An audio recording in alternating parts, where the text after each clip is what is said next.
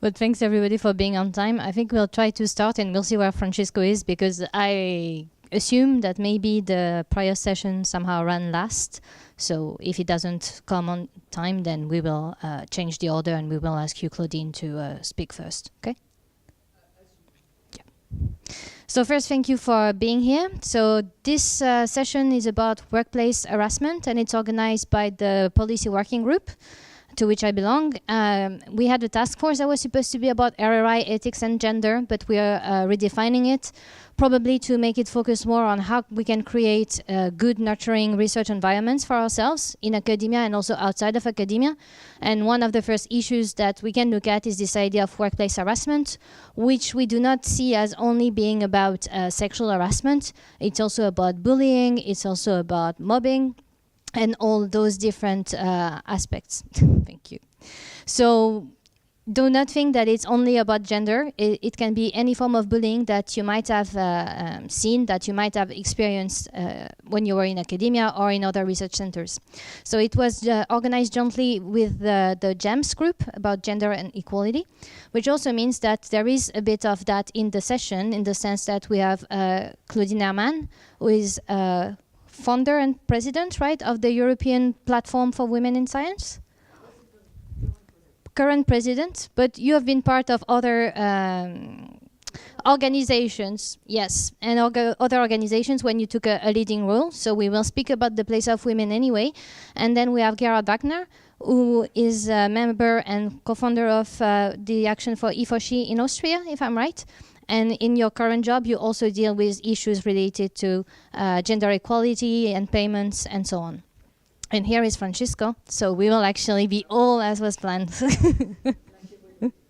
It's okay, we were just introducing the session.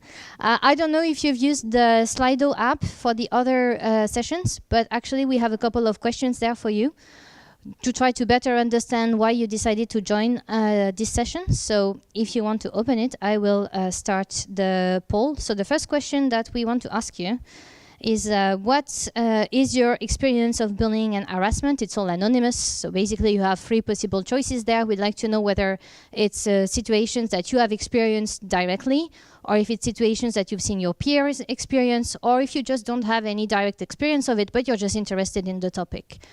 So if you're there and you want to let us know, take a few seconds, and then we will see. Is that working for you? The Slido app, then you have to use the number 3525. And if you choose Orsal 32, where we are, you should see a first question.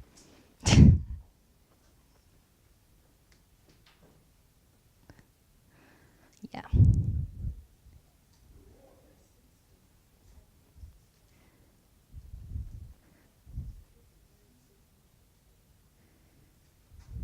Slido.com if you haven't used it for the other sessions. Yeah. So we decided to use it because maybe you don't want to, you know, be telling about what's your own experience, but it's another technical aspect to the session.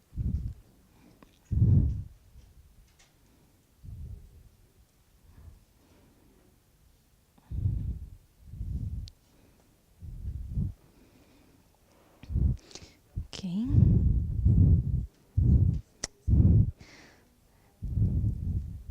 So for the moment, it's pretty balanced. So unfortunately, we have people who see themselves as having been the victim of harassment or bullying. But we have an equal share of people who have peers who also experience that, so a form of indirect experience. And like 30% of you is reporting having no direct experience of those situations, but still want to understand probably how you can help. So that's actually interesting for us to know, and that actually makes me go to some rules for this session, in the sense that even if I understand that there are some specific individual situations that you might have, 30% of you actually tell us that you also know somebody. We cannot discuss those individual matters now because it's complicated situations for which if you need some help, we will be happy to maybe try to direct you where you can get that help, but we cannot discuss it during the session. I also have to remind you that the sessions are recorded, and so from that perspective, we welcome, of course, all interactions, but please be mindful and do not name any institution or any individuals when you try to explain things that somehow might bother you or that you might have seen.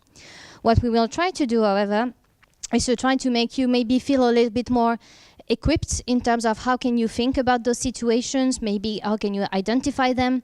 I'd really like you at the end of this session to actually feel like maybe you can do something if somebody comes to you with that problem, or if you face that problem, you know, where are you going to go? What are the consequences? And for us, it's important because, as I said, we organize this within a task force that's actually just getting together, and we need to give more meaning to it. We need to understand what can we do. So it's something that I've asked the speakers to think about as well, but what could be solutions in different forms, but there are also solutions that you want, maybe also coming from MCAA, some forms of help, some form of information, and that's what I would like to also have exchanges about with you during this session. So the first speaker was Ting Ting, but she unfortunately could not be here. She was a researcher. She did her PhD. She started a PhD in Germany, but she faced a situation where she actually decided to drop the PhD and to refocus on something totally different. This woman is now making a documentary about experiences of people in research environments and especially in academia about bullying and harassment. And she could not be here due to visa problems, but she prepared a short video for us that I will show you just so that you can see, maybe reflect a bit already on what you would define as harassing situations or not. I have to say that, of course, she's doing the documentary now and she would like to get some contributions, and you are absolutely free to contact her if you want to be part of this initiative. But for the moment, it's not something that MCAA got involved with. So I do not know how she treats your data. I don't know exactly where the documentary would be shown. So this is just for you to see if that's something that's of interest. Hello, my name is Ting Ting Cui, and I am originally from Montreal, Canada. I moved to Berlin, Germany when I was 26 years old, and I attended a German university in Potsdam. So I did not actually work at the university. I worked at a research institute in part of Potsdam in the diabetes department. At first, everything was fine. I liked my job very much. I liked my project. But as time went on, I realized something was going on behind my back. There would be times where I caught my colleagues gossiping about other colleagues. I did not think too much of it because people gossip all the time, but it wasn't until this new Chinese exchange student came to work in our lab that I noticed something more serious was going on. He was originally from China, and his English wasn't the best. The colleagues that was a postdoc was in charge of him, and she grew increasingly frustrated and upset at him due to presumably a lack of communication with him. This colleague started to spread the news that working with this Chinese man was horrible, and she essentially got him so upset that he had to quit. Now, at first, I thought this was just a random occurrence, and that perhaps his Chinese students wasn't the best fit. But it wasn't until this happened to me that I got awakened to what was really going on. It was Christmas, and apparently I made a huge mistake in one of my experiments, and I admitted to this mistake. But something else happened to me that I want to talk about in this documentary. So my mistake, I did not do it on purpose, but my colleagues and my supervisors who were supposed to actually teach me and help me realize how not to make mistakes, they started to actually bully me. And everywhere I went, I could hear people gossiping about me, about how horrible of a student I was. And my mentor, who was supposed to help me, somehow turned against me and started to doubt everything I was doing, even my actual good experiments. One postdoc would actually yell at me in the lab in front of everyone and telling me how stupid I was. And this really hurt me. My supervisor would also yell at me in front of everyone during our weekly meetings just to try and undermine me and intimidate me. This was not good teaching. This never happened to me in Canada. She says it's for my own good, but I doubt negative reinforcement ever worked on anyone. So this went on about 6 months, and I tried to keep my calm, and I tried not to make a huge fuss about it. I was very depressed and suffering from anxiety and a lot of mental illness, and also thoughts of suicide. But enough was enough, and I had to say something. And I had to stand up for myself and to other PhD students who would also get yelled at, because somehow the supervisor picks one person to blame and bully, and the rest of the group would just join in mindlessly.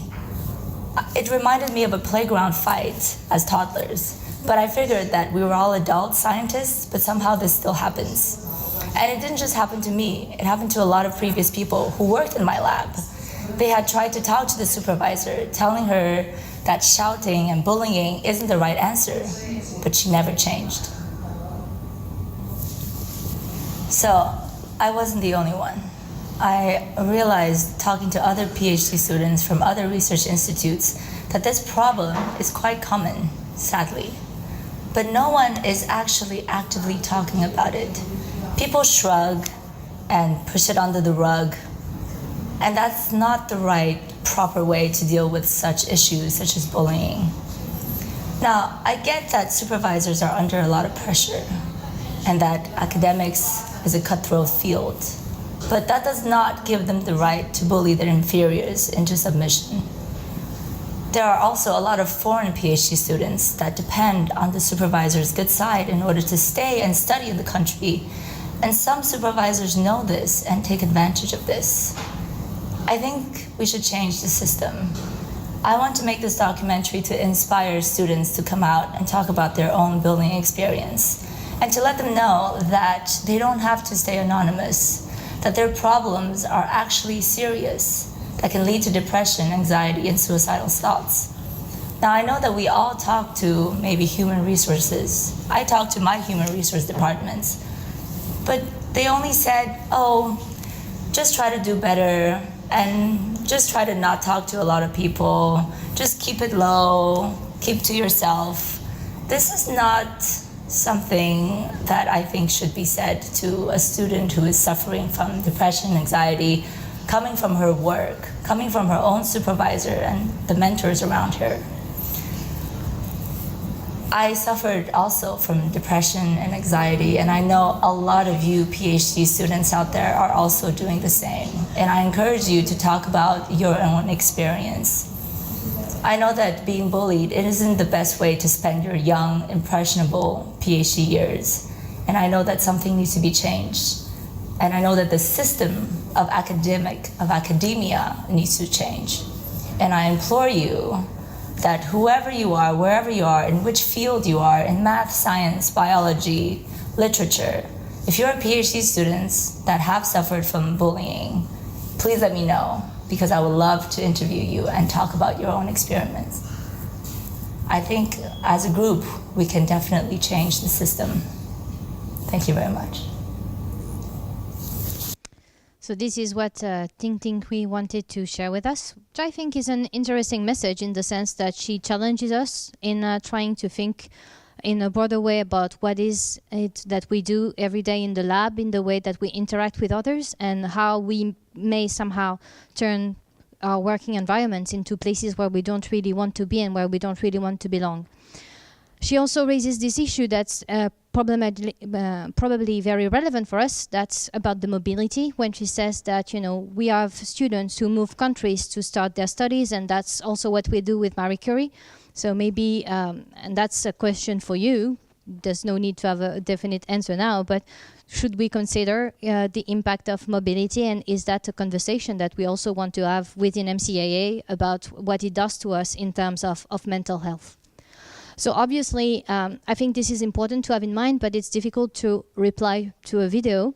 So I would like actually to welcome Francisco, because he's going to talk to us about the consequences of that type of feelings, you know, bullying and harassment in terms of mental health.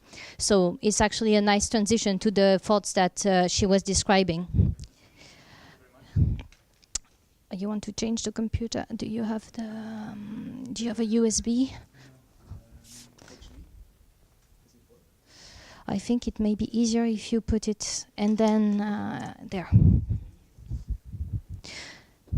So in the meanwhile, I have a question for you. Who thinks that they know who to turn to, or where can you go and find help in that type of situations? Do you have an idea, or is it something that you don't know where to go to? No clue? You don't know. Yeah. Well, he will give you some answers, but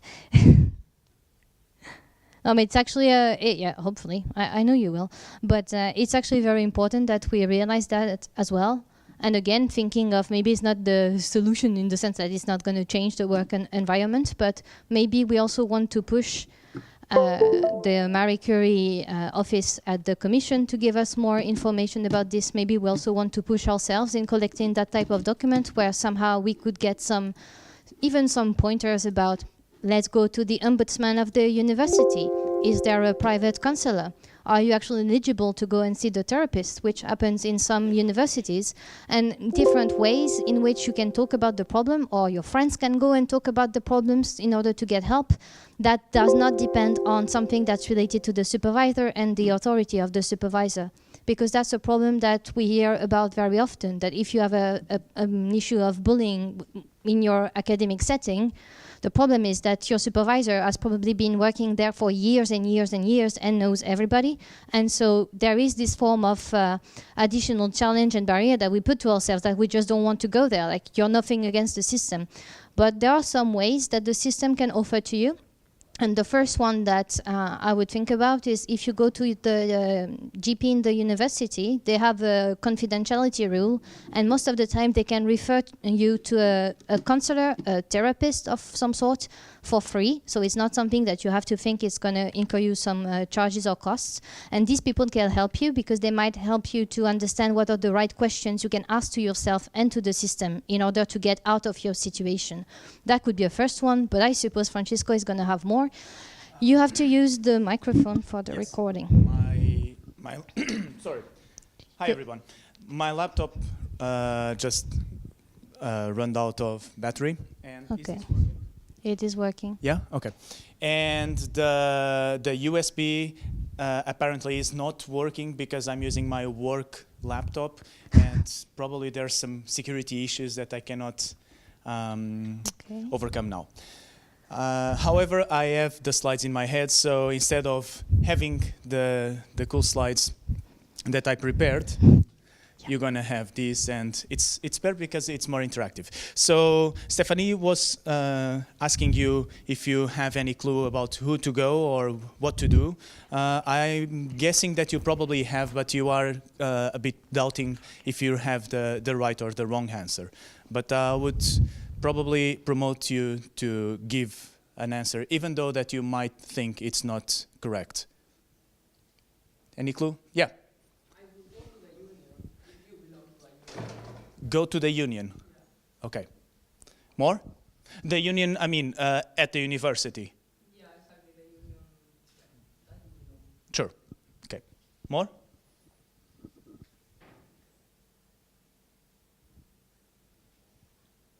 No? Ideally, if you work in an institute, you would go to the HR department, but many people are afraid to do so. Mm-hmm. Or you don't really. Why are people afraid to do so? Well,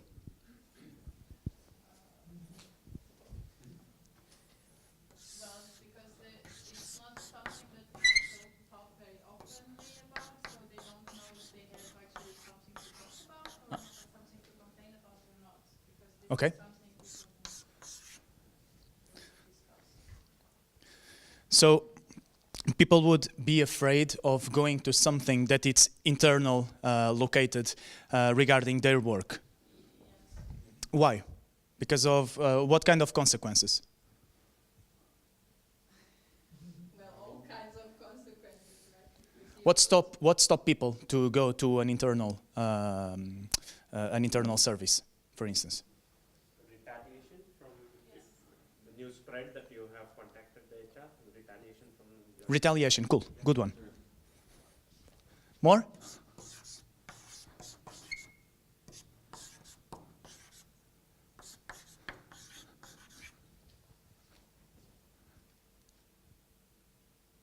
Yes. Yep.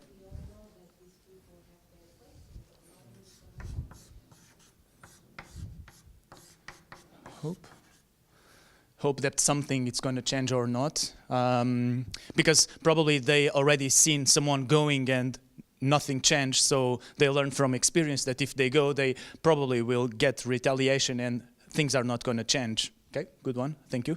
More? And also, like I know by experience, like there is normally a person that you, like a contact person that you should contact. Okay. But this is not openly. Yeah, this is not. We don't know. We don't know whom to contact. There is normally always a person of contact that you contact in these situations. Mm-hmm. Fair enough. And so if one doesn't go to an internal service or what would be the external places to go or external things to reach? Yes. Psychotherapy, okay. Yep.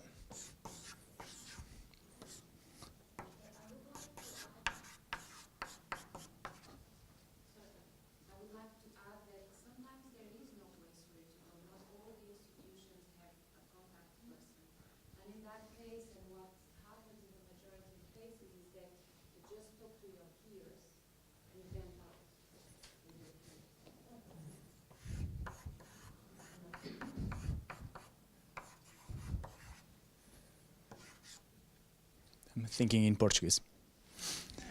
More. What to do more externally? Sorry? Go to justice. Good one. Authorities.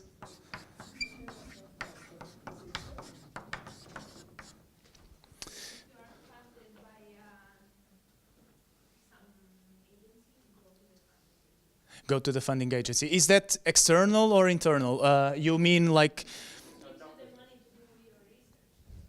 Okay. Kind of the funding body. National contact points are theoretical contact points. They're not responsible for this. You can ask them.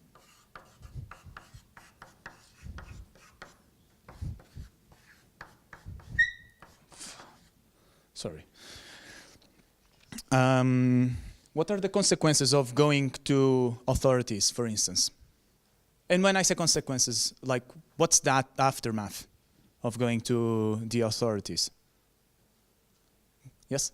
I think I've seen someone doing it, a PhD student, Mm-hmm. but I don't think many people do it because you're scared that it's going to cost you a lot of money. Mm-hmm. And? Reputation. Reputation. Yep. Thank you. There are three things that people don't like when they report to authorities. The first one is exactly time. How much time does it take?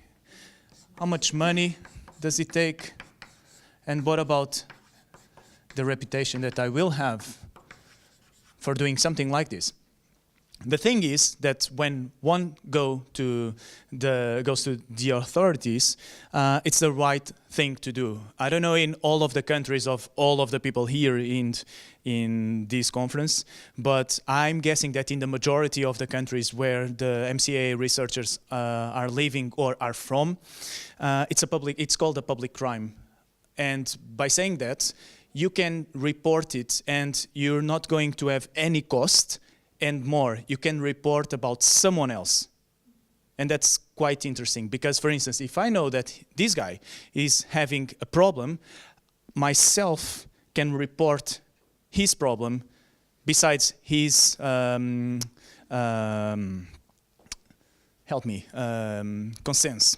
consent, sorry. Obviously, it's nice to talk with the person because the person will engage into judicial process, and it's better the person to know what is happening instead of getting a surprise in his or her life. But it's possible to report something when it's a public crime, and most of the people don't know that it's possible to report it. It's similar to domestic violence, for instance. if you know someone that is having a crime of domestic violence, you can report it, and doesn't cost anything from you and more. It's totally confidential and anonymous, or it can be confidential and anonymous. The channels, how things are done, probably are not the best ones, and there are some ideas already in place to overcome these challenges, but let's take that for another moment. I had also on my slides that it's interesting to talk with your friends or with your family, with your supervisor, but you need to understand that maybe it's not the best move because of all of the issues that you already said. Francisco, yes. might I ask something? Yeah. Don't you think that there is a form of pattern that we usually take the solutions that allow us to feel better in the short term, in the sense that, you know, going to talk to my friends and vent to my peers is something that somehow is going to take a weight off my shoulder, like in the next 5 minutes. It's not going to solve the problem, Definitely. but, you know, well, I know that if I have to go to talk to authorities or other people, it's me against the machine, and we can assume that people in those situations actually don't have a lot of energy. Just think about what Ting Ting was saying. Yep. So maybe in the long term that solves your problem, but how do you find the force to actually engage in that? Like, So pattern, I think. I worked with a company, not in this harassment topic, but in the managing stress. And one thing that we learned as a team of therapists was we were trying to promote people within the company to overcome some stress challenges. And the way we did it was actually an idea of one of the employees. We were doing a focus group and we were saying, okay, so what to do when someone is having a stress, or when someone is feeling that he can't, or he or she cannot go straight forward. And this guy, he sat and he says, well, actually, the way I would stop them is actually, how would you engage with someone and tell someone that he or she needs to report a case or do something about an harassment issue, for instance? What would you do?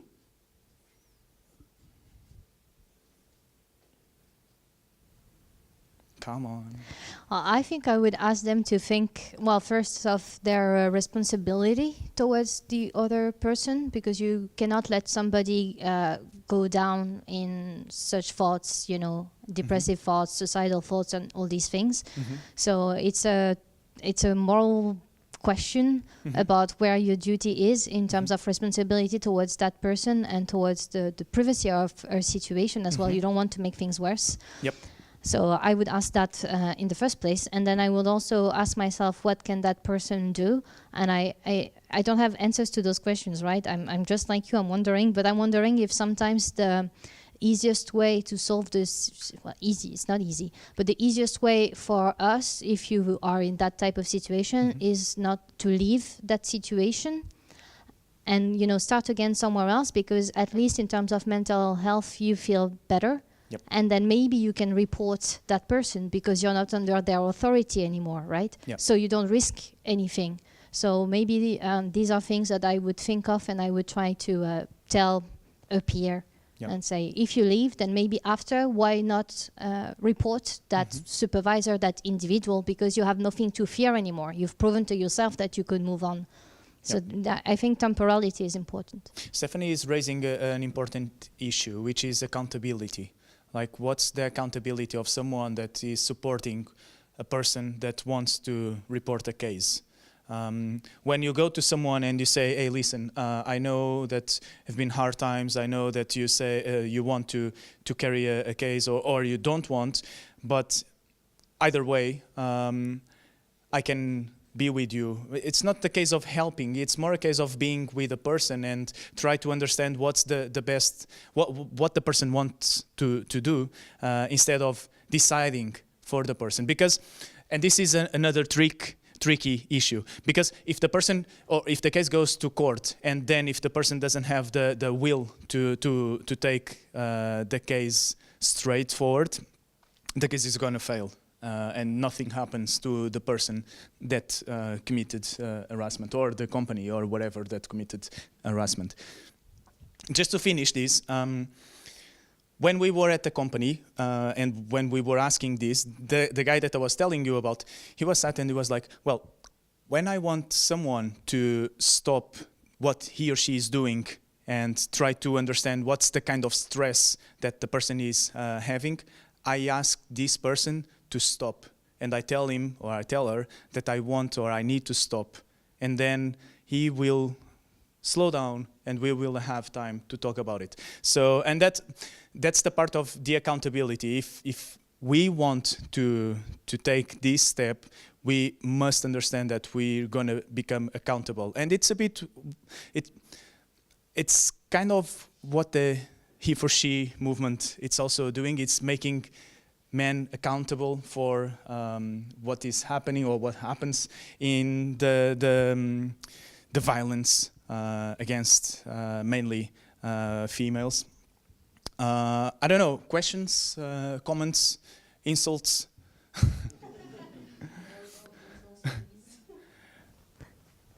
I can over the microphone for the next speaker, or if there aren't any questions. Or if you have questions, please, that's the moment for it. If there are things that you think are especially important for MCAA fellows. So I would like to really use that session to be able to start a discussion with you, even after the session ends. But when we said a funding body, and I'm surprised that nobody picked it up, but if you contact your project officer, usually the institution is also in copy of the messages. And so you have to think twice about these things, or you have to figure out other ways. You have to find another way to contact the project officer. We all know it can be complicated. Is that something we want to think about as a Marie Curie Fellow community? And, you know, find another contact person. I don't know if the national contact point is... Another channel. It's a sensitive topic. And probably when you get home, you will have ideas as well. Yeah, and yes. Yes. Now, okay. Because it was the time to pass over the microphone. Maybe we should pass the microphone over for the recording. Yeah, but we record the session, so it will be easier. Okay. And don't forget your other comments. We will go back to that. Yeah, this is just a... Yeah. Is this it's just recording. So it's just a comment, it's not a question. So I think the more people talk about these things, more people feel encouraged, or they feel also that, I am also in this situation. Oh, I know this person in that situation. So I don't know if this is something for Marie Curie Alumni Association, or for a more general thing that would be like discussion groups like Anonymous, where people can actually talk about these things and maybe not be very specific about your problem, otherwise they will know who you are, but like where you can openly discuss this in an anonymous setting. And I think this would also encourage more people to maybe not to complain, but also to solve their own problems, and to realize that this is a bigger problem than people think it is, I think. It's actually a very interesting comment, because it's one of the ideas that was floating around, that we were actually thinking maybe we should encourage some form of, let's call it mentorship, or some interface where you can somehow talk with someone from the community who had similar issue, but in an anonymous manner. Yeah. And then we will move to the... Okay. So in the French Association Femmes et Sciences, there is mentoring in a university in south of France. And so there is two persons together, and it is confidential. And so there were maybe 20 groups. And since it was confidential, nobody was saying what's going out. And finally, the mentors noticed that there were several cases of harassment, and they had not spoken together. But then they found that to be more efficient, they need to know that, to report to the administration of the university, because it comes very often from the same places. Yeah. And so, of course, there is confidentiality. But if you want to go one step further, maybe some people have to say something, otherwise it will continue. But that's what I mean, because if you are one person, then it's very difficult. But if you are a group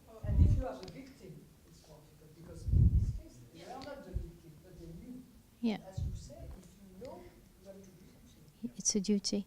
But it's an interesting point, and I suppose that with the mental health task force, we will definitely try to follow up on that. So if people are interested in this, please feel free to contact me, or Francisco is part of the mental health task force as well. So, or Dara, it's a possibility, and then we can follow up on that.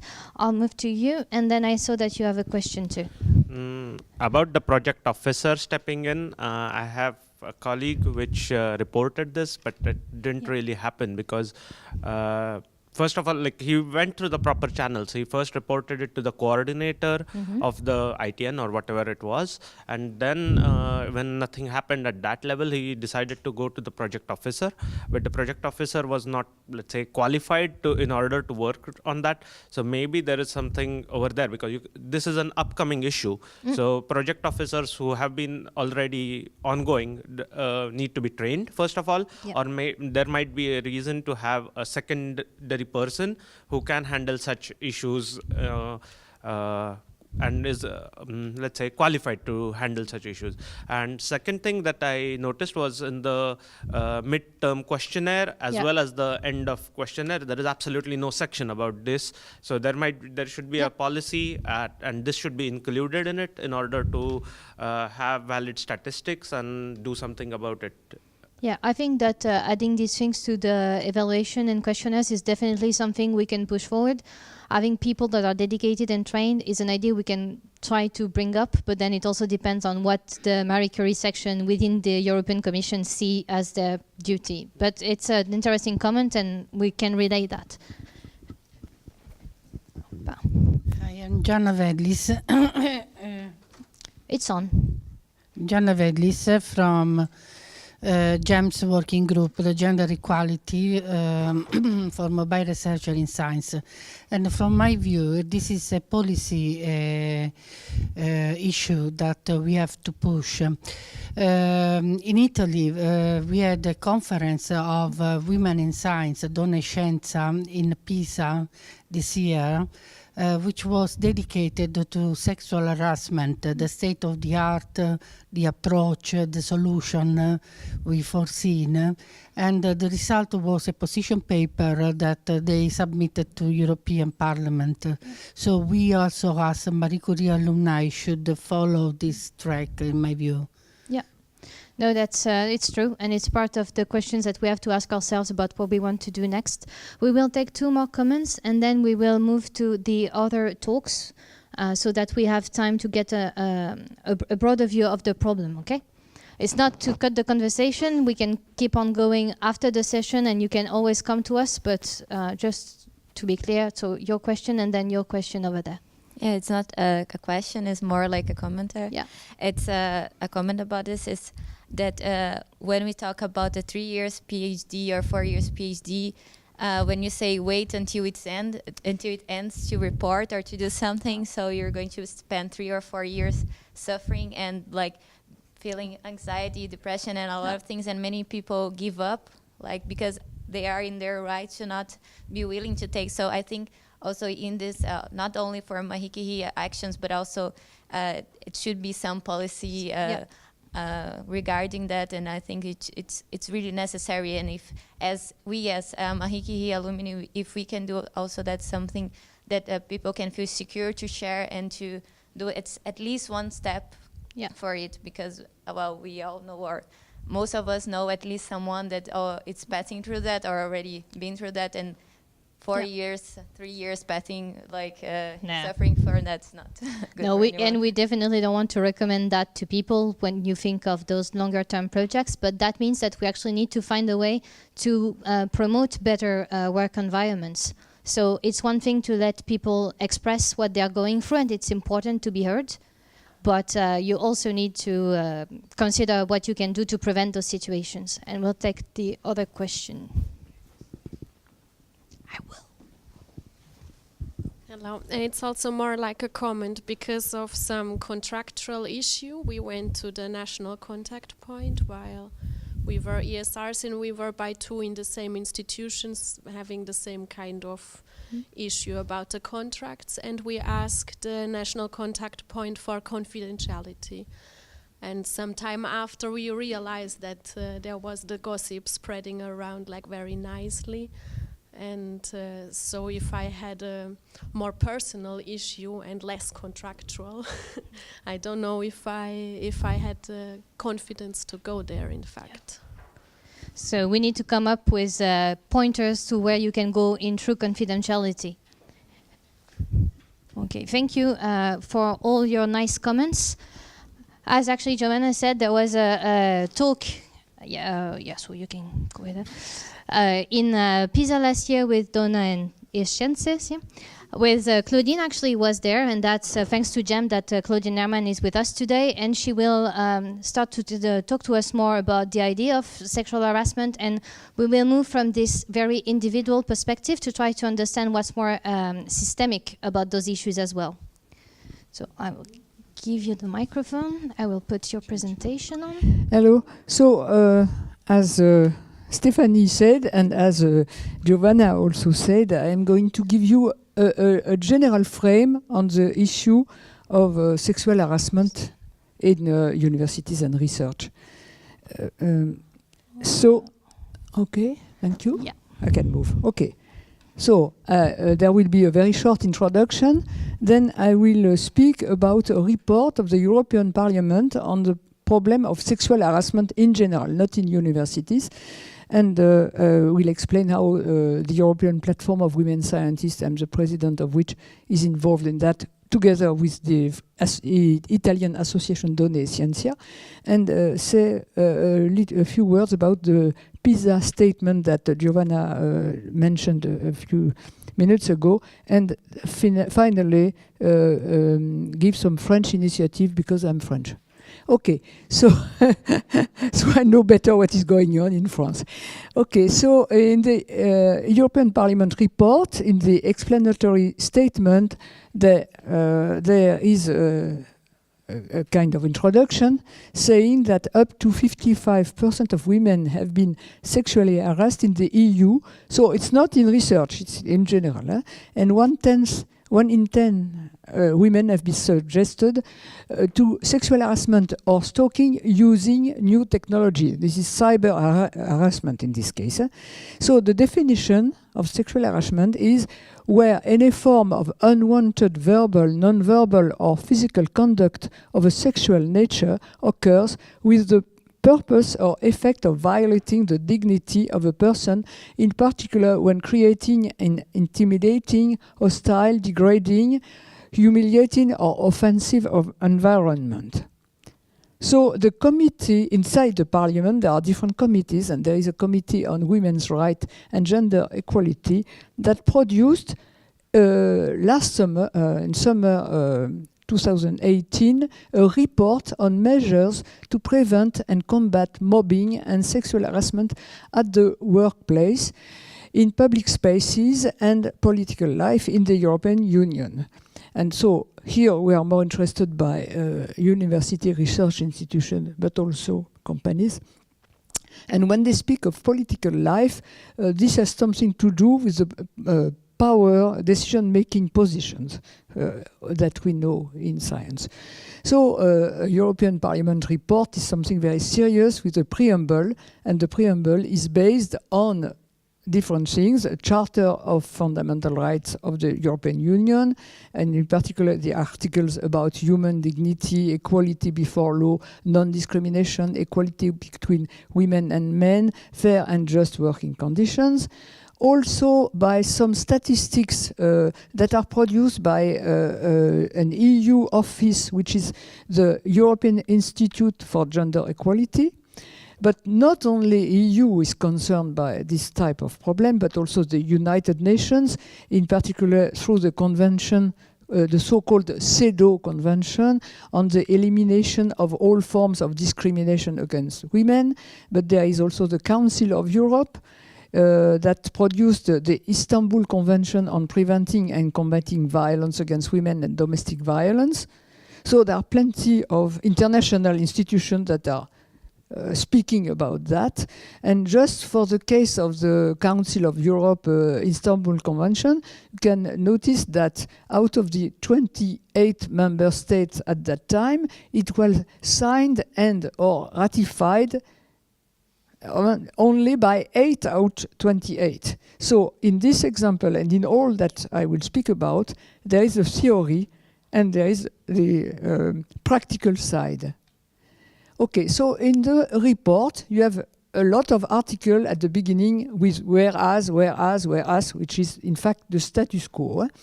And you learn a lot in this article. For example, in S, you learn that whereas EU law requires the member states and EU institutions and agencies to ensure that an equality body is in place to provide independent assistance to victims of harassment, conduct surveys, collect relevant data, and probably in your places you are not sure of the name of this person. Okay. T, whereas women in the EU are not equally protected against gender-based violence and sexual and psychological harassment owing to different policies and legislation across the member states. So the legislations are different and then they are not enforced. Okay, so there are recommendations. So on number 5, I selected a few that are relevant. On number 5, calls on the Commission, so there is work for the Commission, to monitor the correct implementation of the EU directives prohibiting sexual harassment. So there are somewhere already EU directives. Nobody knows them well, but they are somewhere. 6, calls on the Member States now, to develop comprehensive national action plans on violence against women, pay due attention to providing adequate resources for equality bodies, because in some places there are equality bodies with absolutely no fund, nothing, so they cannot deal with the problem. Okay, and number 15 is about data collection, because of course in this kind of problem, not everybody will tell they have a problem, but if there is no data collection, you cannot go much further. So in the workplace, they recommend an urgent need for standards on violence and harassment at work, which should provide a legislative framework for governments, employers, companies, and trade union action at all levels. And on number 26, it is noted that there are some sectors and occupations that have a higher exposure to violence, and in particular, education is one of them. So higher education as well, I would say, transport and so on. Okay, in the political life, there is a suggestion which is parity list at all levels play a key role in enabling the participation of women in politics, but you can change this text and would say that in university or in research institution, if there were parity list, there would be more women on top. Okay, so in the last number, 61, is instruct its president, the president of the parliament, because it's a European Parliament text, to forward this resolution to the Council and the Commission. So at Marie Curie, I am sure that everybody knows, at MCAA knows that you have the Commission, but you have also the head of government, and you have the parliaments who are going to vote soon, in a few months. So all this is interconnected, and if a text goes to the European Parliament, it should go to the Commission and to the Council as well. Okay, so my comments are yours. In fact, if you have the text, you find that everything is in it, and if only it was applied, our current problems will not be solved, but they would be minimized. Okay, so since I'm with you, I can try to explain what we do at the European Platform of Women Scientists, which is in fact an association that was created because the Commission started actions in favor of women around 2000, but they also, so it was coming from top down, and so they wanted to receive information from down to the top, from grassroots. So it was established in Belgium as AISBL, a non-profit international association, and its members are mainly networks, but also individual from various European countries and all disciplines. And the mission and goals are expressed in a complicated language, but the first bullet expressed that the European Platform of Women Scientists is bringing the voice of European women scientists towards Brussels authorities. And the second bullet expresses that we try to promote the understanding and the inclusion of the gender dimension in science. Okay, so as any association, as you do, we do networking. So our objective to bring the voice, evidence that we have to express in the policy what are the feeling of the women scientists. And since we are far away, like you are, we communicate as we can.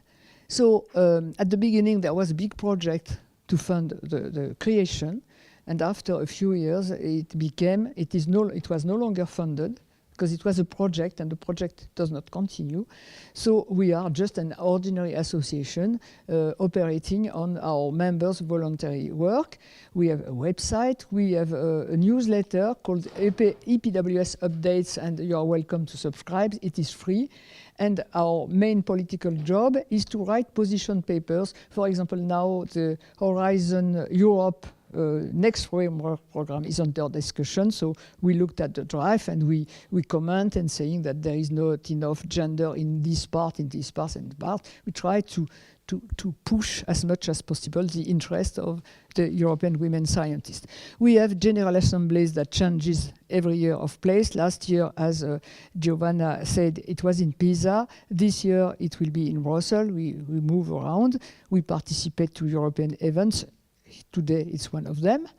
And there are two examples on this slide. On the right side, this is the lunchtime debate that we had at the European Parliament in Brussels in 2017. And on the left, it is the memorandum that we wrote after the first draft of Horizon Europe, explaining the different points which, in our view, should be modified to better take into account women scientists in Europe. So, of course, we do networking. And every month on our website, we interview an association or a women scientist in Europe. And this is the page about MCAA that was interviewed, I think, in 2016. And so there was a template for the interview. And so in this booklet, MCAA is one of the 27 associations that are in it because you are a member.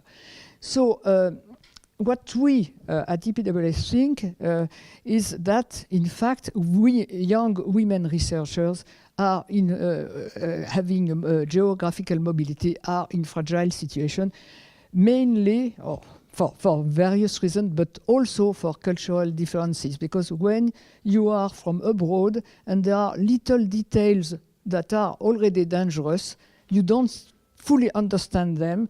And from my old experience, because I'm retired, the first problem arrived to young women researchers, foreigners. So they need more help than other people. So the conference that we were speaking about, the PISA conference, had this poster to announce it, We Too in Science, Sexual Harassment in Higher Education Institution and Research Performing Organization. And in this conference, we discussed sexual harassment, of course, and also we had good examples.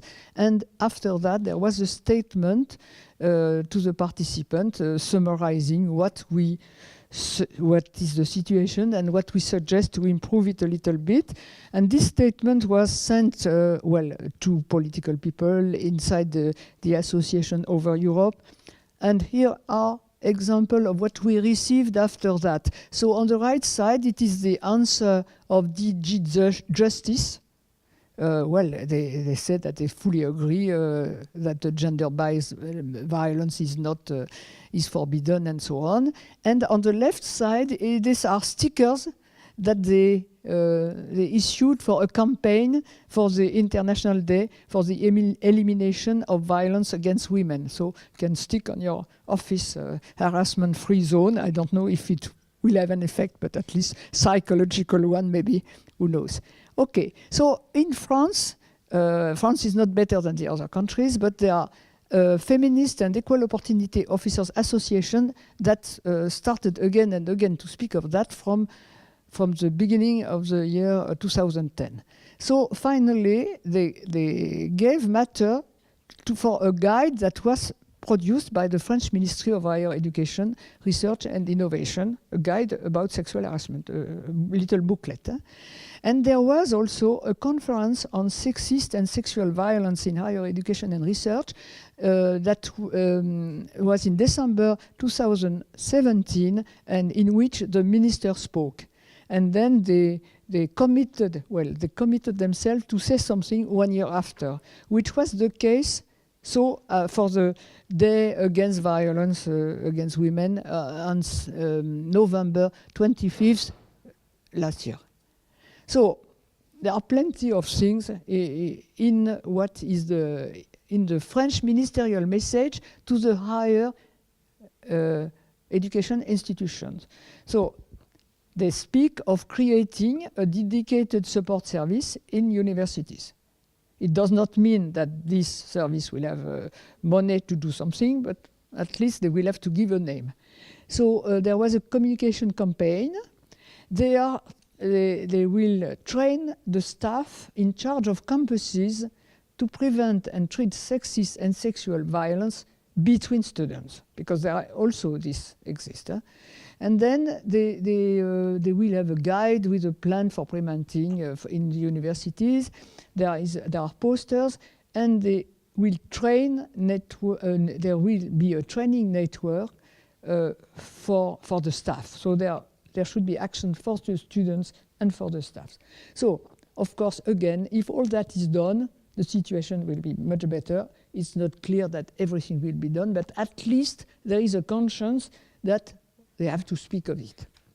So, to conclude, I would say that in all these issues, which are very complicated, you need many things together.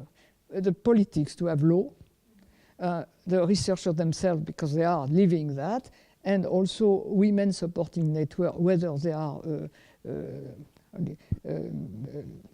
not official or official, but anyway, because without all this coalition, it is so complicated that it's very hard to finish.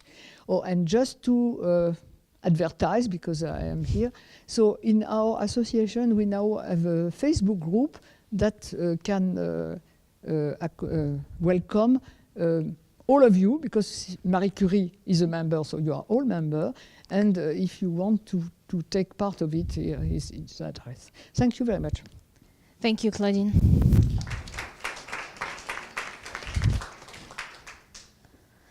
Do you have questions or comments to Claudine? I think it's very interesting, especially that last slide when you try to show to us the different elements. We need a supporting network, and it's true for sexual harassment, and it's true for other forms of harassments that we have started to talk about during the session. That maybe is the Marie Curie Alumni Association. That can be your informal support network. We need the policy aspects. And that's, again, that also something that Giovanna mentioned, so something we have to work on. And we need the researchers, so we really need people who live that. But you don't need to rediscover everything, because in fact, there is quite a lot. For example, in Italy, we had a survey done in a university with the type of question that you can have. And okay, so if you look at the literature, you don't start from scratch. Huh? No, we don't. Yeah, there is a lot of similarities between the situation for sexual harassment and the other forms of harassment as well. Of course. That's a good way to start. No reactions? They will come after. They will come after, yes, I know. So we will welcome Gerhard Wagner, who is going to explain his perspective from he for she. And I would like to use that moment to actually tell you that, of course, we do not want to demonize men. And I looked at some figures. And actually, I was very surprised because it turned out, depending on the sources where you look at and the geographical zone, that you can have between 3 and 25% of men who are also victim of even sexual harassment in the workplace. So I know that the audience here is mainly girls, but let's be honest with ourselves and also not think in any way of shaming. Those issues, they also happen for the other sex, and it's important to acknowledge. I'll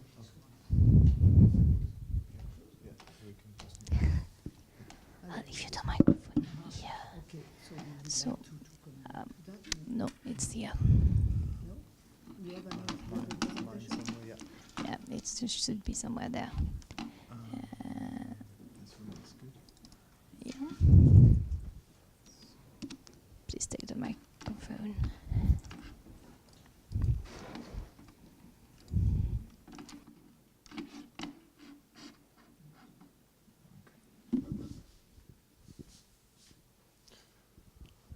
Well,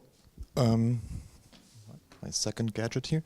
I was asked to shed some light on the systemic side of today's session's topic, and I will use the next couple of minutes to happily do so and also add a perspective which hasn't been really touched upon so far. Harassment is a very particular form of violence, but with regards to its structural and systemic causes, it is very similar to other forms of violence, such as physical violence, rape or homicide.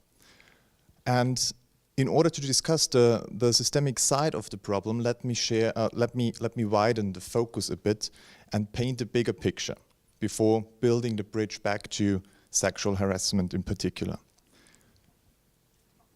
2016 saw 28 femicides in Austria.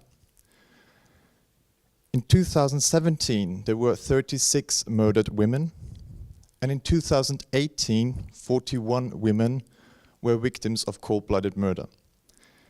Every 9 days, a woman died back in 2018. In 2017, we registered more than 1,300 complaints regarding rape and sexual assault, which means 4 complaints about rape or sexual assault per day. Almost 19,000 people suffered some form of domestic violence in 2017. Put differently, this amounts to more than 2 cases of domestic violence per hour. In Austria, every 5th woman has experienced sexual or physical violence, and every 3rd woman has been sexually harassed at least once in her life. These are all numbers for Austria only, and they don't get any better when we are looking at an international level. According to a study by the Agency for Fundamental Rights in 2014, every 3rd woman in the European Union has experienced sexual or physical violence. And as Claudine has mentioned before, more than every 2nd woman, or 55% of women, have been sexually harassed at least once in her life. And it gets even worse. We have to keep in mind that these numbers are even higher in reality. Only very few victims actually press charges, since most of these cases happen in the victim's family or in their very close personal surroundings. Often, the victim finds herself or himself also in a state of dependence and simply doesn't have the power to report the crime. Often there is also a very strong emotional tie between the victim and the offender. And even though the victims were harmed, they don't want to be the ones responsible or blamed for sending a family member to jail. Staying silent and enduring this violent experience is the supposedly easier way to go. The extent of violence against women and girls in our society is horrifying. And because I strongly believe that we are not doing enough to change this, I want to add another layer of horribleness. Violence against women is one part of the story. The other part, or one other part, is violence against men. And by talking about both sides, we will discover that we are actually surrounded by a culture of violence. Let me be clear, I don't want to downplay or belittle violence against women, not at all. Rather, I want to point out that violence is a structural problem, that we live in a society which has violence deeply rooted in its DNA. Violence against men is omnipresent, but it's hardly visible in statistics and hardly ever talked about. Men are victims of violence just as women and children are. However, men usually do not report violence or do not even recognize it, because in our current society, violence basically is part of being a real man. Being vulnerable or a victim of violence supposedly is against the nature of men. A man who perceives himself as a victim of violence, or even decides to press charges, is at risk of losing at least part of his masculinity. Two popular ways out of this misery. The first one is enduring the violence and remaining silent. And the second one is violence to counter violence in order to prove one's own masculinity and one's own power. Violence by men against women, children, and other men, and themselves, is deeply rooted in our toxic perception of masculinity. And this toxic perception of masculinity is built on dominance, power, and competition. These perceptions require the readiness of being violent against oneself as well as against others. For a young boy, growing up and turning into a man usually also means enduring and undergoing some form of violence. Simply because society teaches them to embrace a highly toxic form of masculinity.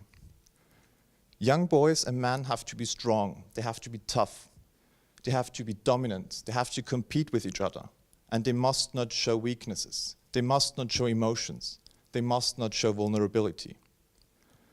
In trying to live up to these expectations and achieve this masculine ideal, some men ultimately resort to violence as an instrument in order to wield this aspired dominance and power over other men, but especially over women and children. In the end, in most cases, violence is nothing else but a desperate effort to establish a desired relation of power and dominance. It is about proving one's supremacy. It is about proving one's masculinity. And the exact same mechanisms are at work when we take a look back at sexual harassment, or in particular at workplace harassment. Harassment can take different forms. It can be very blunt, out there, and it can be very subtle. But regardless of its degree, harassment in most of the cases is an expression of power and dominance. Harassment is a means to assign the respective places in an interpersonal relationship. It is a means to make clear who is in the position of power and who is subordinate. And as such, harassment is very often used, in particular by men, as an instrument to prove their masculinity, to prove and establish the position of power. If we take a look back into the statistics, what we can observe is that men are responsible for most of the cases of violence, and in most of the cases of violence, the victims are female. It seems as if men are the problem, but that's only partially true. Men per se are not the problem. The problem is our societal perception of masculinity. The problem is a very specific perception of masculinity, the toxic masculinity. And masculinity, and also in this case toxic masculinity, is not necessarily restricted to men. It is a social concept. It rather constitutes a bundle of societal expectations and traits, in most cases embodied by men and assigned to men, but not necessarily restricted to them. By living this toxic masculinity and raising our boys in this toxic environment, we basically turn them into people who understand violence as a natural, at least accurate form of behavior, who understand violence as an accurate form to respond to other people's behavior. And don't get me wrong, this is not an excuse for violent behavior, because there is no excuse for violent behavior. And let me be clear on one other thing, which is very important in this discussion. Men are certainly not the victims in this discussion. Quite the contrary, we have the power to change things by acknowledging that violence is deeply interconnected with our societal perception of masculinity. If we really want to put an end to this culture of violence in our society, we have to abandon our toxic perception of masculinity. What we need is, we need non-violent, egalitarian, and most importantly, positive masculinities. We need perceptions of masculinity which embrace humanity, which embrace talking about and showing emotions, which embrace taking care of each other and oneself, instead of focusing on power and dominance. And it is us men, we must set an example by embracing these positive masculinities ourselves, and thus become role models for other boys and young men.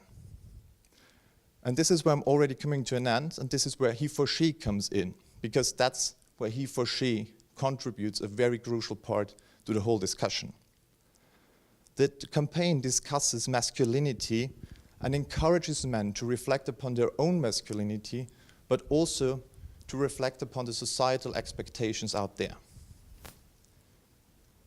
He for she not only promotes, but in its essence is all about positive masculinities. It is about looking out for each other and taking care of each other. It is about encouraging men to speak up and call out sexual harassment and toxic behavior wherever we see it. It is about breaking the silence. It is about breaking the culture of violence by becoming the role models for other men. Together, we can make the change happen. We can be the change. Thank you. Thank you.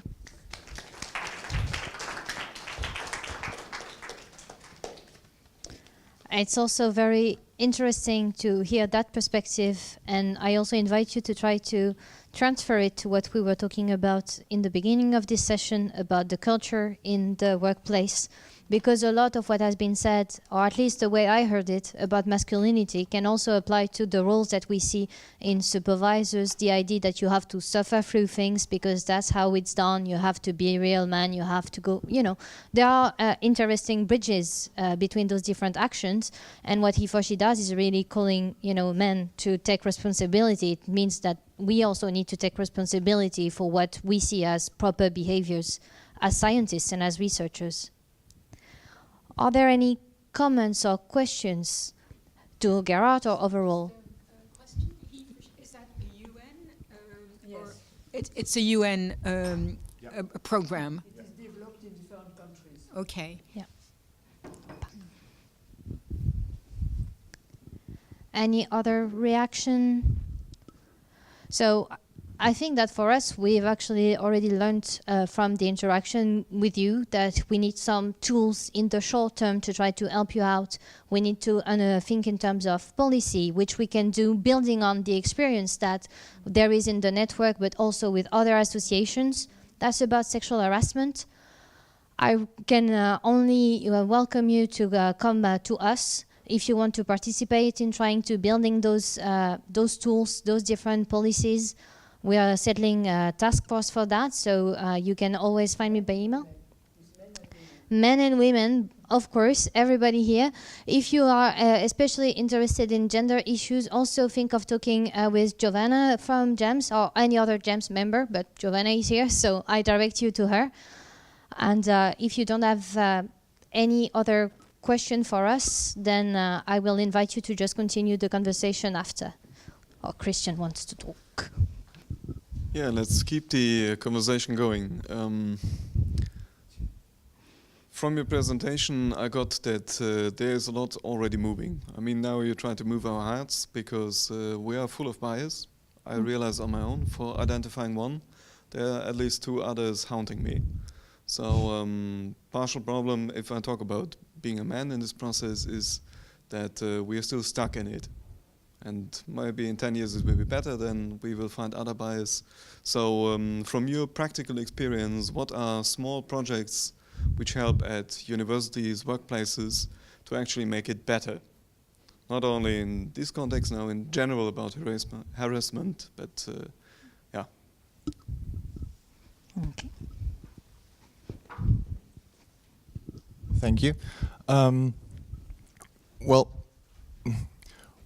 one particular program is He for She as a campaign, because it is a global campaign and based in the United Nations UN Women.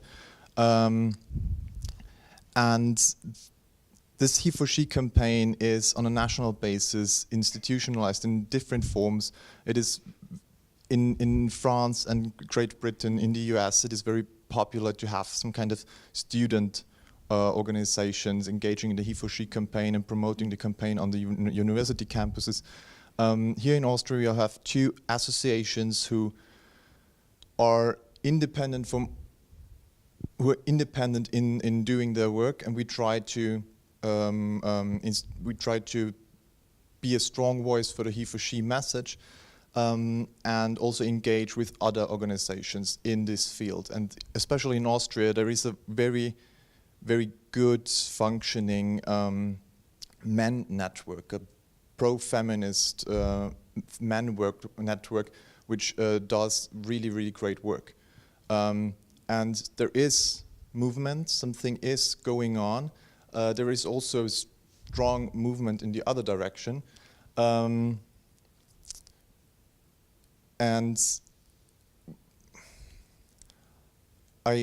I'm just thinking of a very practical example which has recently been in the news. It's called Heroes. It's a group in Graz and also other provinces, I think. And these are young men with a migration background, and they talk or they engage in discussions with other migrants, other people with migration background, in particular male colleagues, and talk about gender issues and talk about their masculinities in order to end also in particular then a culture of violence, in order to make clear that sexual harassment is not an acceptable way or not an acceptable behavior. So there are a couple of organizations which are doing a really great job, but it needs just a way broader and bigger basis.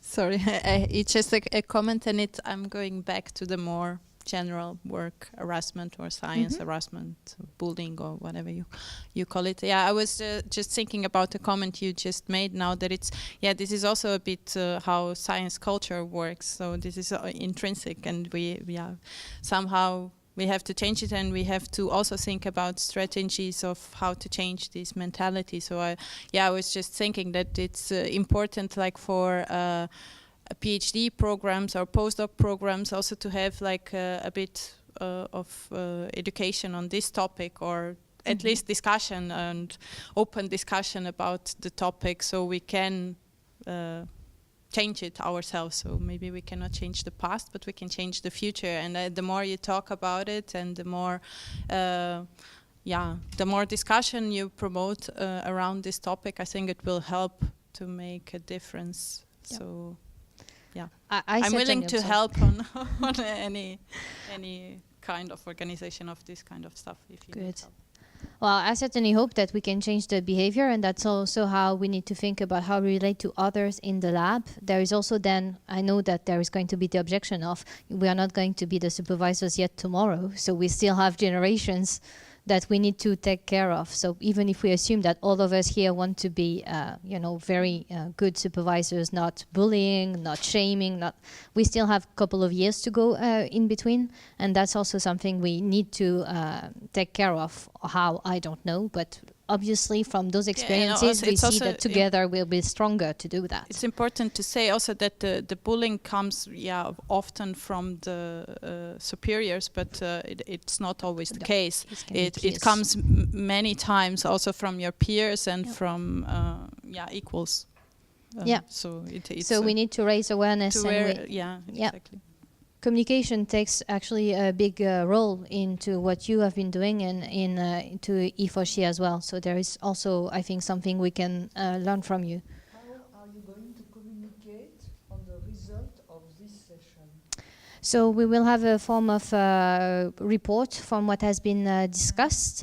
And then most probably what we will ask is for people who want to join into the effort to join a form of task force and joint effort with GEMS to see what is the next action we want to take.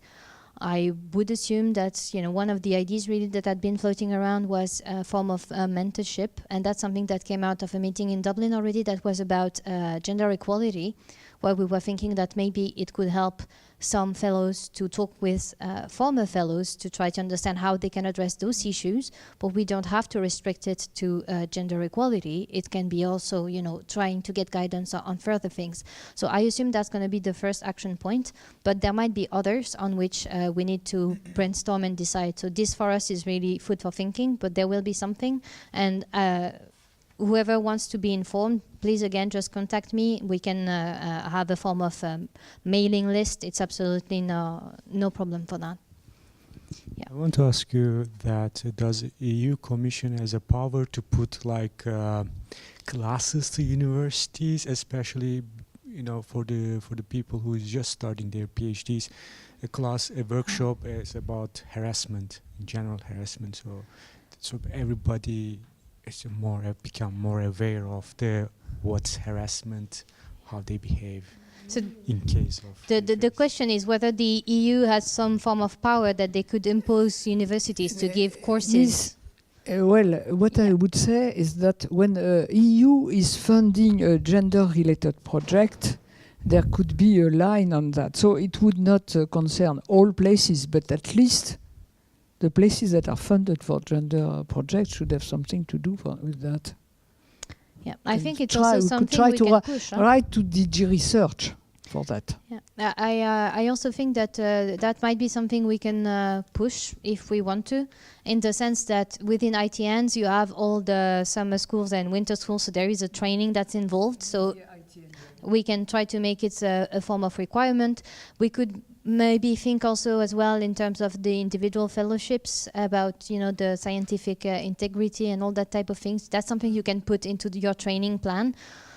It's important that students have that, but then the question for me still remains: what about the work culture? Because you might know, but then your supervisor might not be so sensitive, or other people within your group. As we said, it can be your peers that engage into that type of behavior.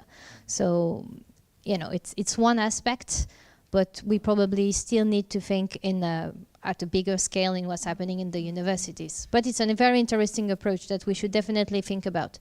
Because as far as I know, with the PISA agreement, the universities has regulated commonly, and they did a lot of stuff in common with the PISA agreement. So maybe such kind of agreement can be created. The force the universities are for that.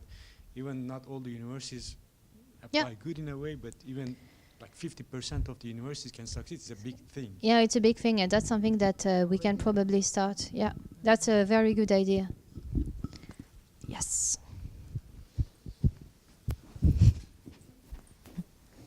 Thank you. I mean, this is, I don't know how much connected at the end my comment will be, because some of those issues, they come from cultural differences, right? And some things might be based in difference of the Middle European region, where there was a 70s revolution and a big movement for respect to any individuum let's put it like that, in comparison to like the border European regions like the Iberian Peninsula or also Italy or Greece, where there are really strong hierarchy still established, and they are a reason of culture shock, and also then the people like they just behave differently, right? Yeah. So if you could put in a mentoring program in a ITN, like some session where people can talk freely about how are the weird things, how people behave in that country, so you might be able to circumvent whatever reactions and bullying based on that. It's actually a very interesting comment, in the sense that I would assume that when when you move around, sometimes you go to other countries where you might not directly understand what's accepted and what's not accepted, especially when it comes to hierarchy, what's direct, indirect mode of communication. And that's again something that we can think about as a Marie Curie community, be it with training in the ITNs, maybe different options, but it's a very good point that you've raised. Yes, reactions. This was a really interesting aspect, and this brings the issue of diversity. Yes. So there are some cases which are not exactly harassment. There are matters of diversity with respect to culture, and there is the case where either the association or the EU could play a consulting role between the individual, let's say, researcher and the institute or and the supervisor.